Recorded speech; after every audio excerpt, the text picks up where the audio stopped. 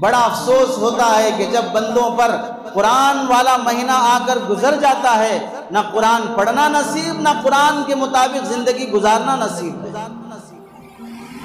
اور وہ صحابہ جہاں قرآن پڑھا جاتا تھا تو آنکھوں سے آنسوں میں سورہ یوسف پڑھ رہے ہیں حضرت عمر رضی اللہ تعالیٰ عنہ، اور پیچھے صف میں کھڑے ہوئے لوگوں کو حضرت یوسف کے ہچکیوں کی آواز آ رہی ہے۔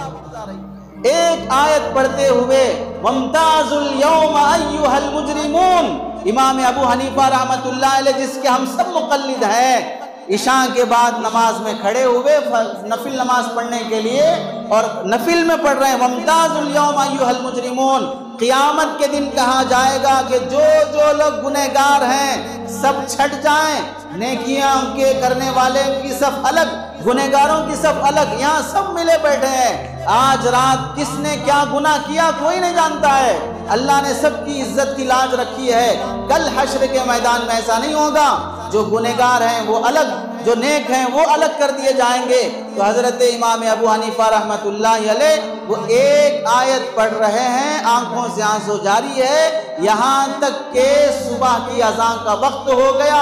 مؤذن آ کر اذان دینے کے لیے جب آیا، سلام پھیر کر مؤذن سے پوچھنے لگے اچھا وہ چراغ بجھانے بول کے گئے تھے، بھول گیا میں چراغ بجھا دیتا ہوں۔ تو مؤذن کہنے لگا امام صاحب چراغ بجھانا نہیں، صبح ہو گئی اذان دینے آیا ہوں۔ ایک رکعت کے ایک آیت کے ٹکڑے میں پوری رات گزار دی ہے۔ آج پوری رات ہمارا نوجوان فلم دیکھتے ہوئے گزار دے گا، گندی تصویروں میں گزار دے گا، چیٹنگ میں گزار دے گا، قرآن پڑھنے کی توفیق کبھی نہیں ہو پاتی ہے۔